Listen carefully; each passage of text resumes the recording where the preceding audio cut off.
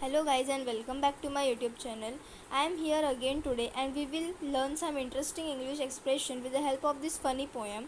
The words in it are not used in their usual meanings, so sometimes we can't understand them, but let's try. This is the poem of ninth standard, Have You Ever Seen? So before starting, let's recite the poem once.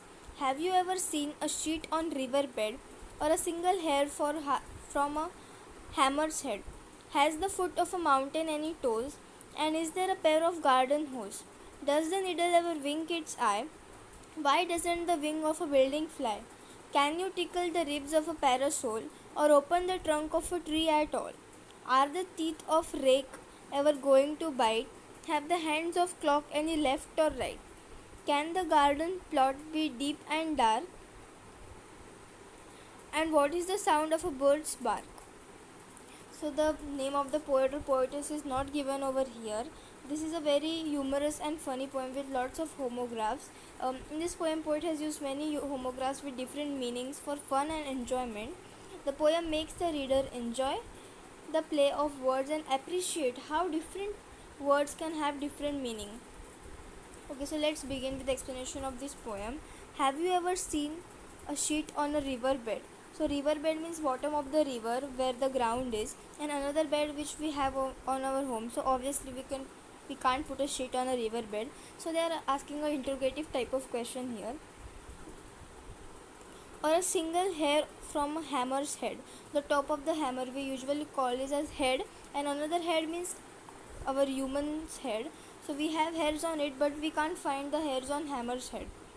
Has the foot of a mountain any toes? So here, foot of mountain. Foot means the bottom part of mountain, and another foot which is compared to the humans. That our foot has toes, but the mountain's foot does not have toes. And is there a pair of garden hose? Hose means stocking, and another hose. The another meaning of the hose is it is a garden tool. So obviously meanings of both the words are different. Does the needle ever wink its eye? So the hole of the needle we usually call this eye of the needle.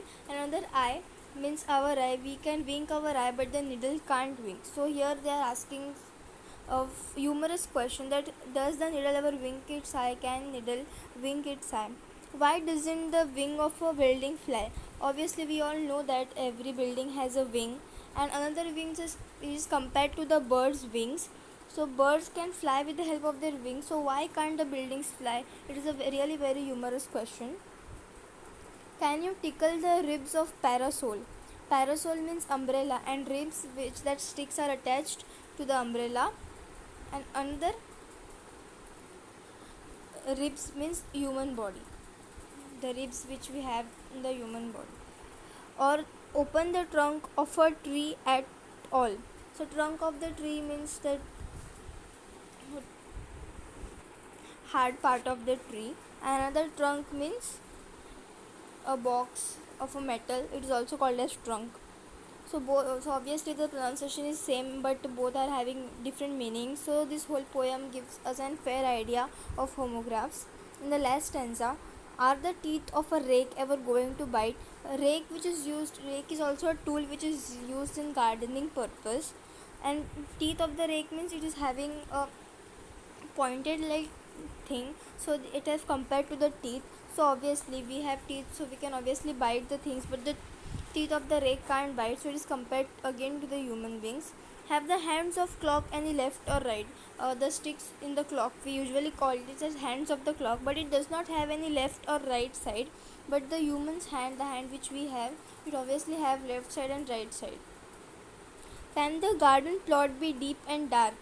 Plot is also used to mean an evil or a wicked plan, means a very evil plan, that they plot a plan against someone. So and another meaning of the plot is that a place. So both the things are compared, and we get to know the meanings of two different things with the same pronunciation. And what is the sound of a bird's bark? Birds is a tree, and bark means of the trunk of the tree. Bark means that hard part of the tree which is brown in color. Another bark means the dog Dog's voice we also call it as bark, so both the things are compared.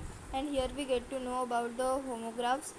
This was really very interesting poem. So if you like the poem, please do hit the like button. Thank you so much.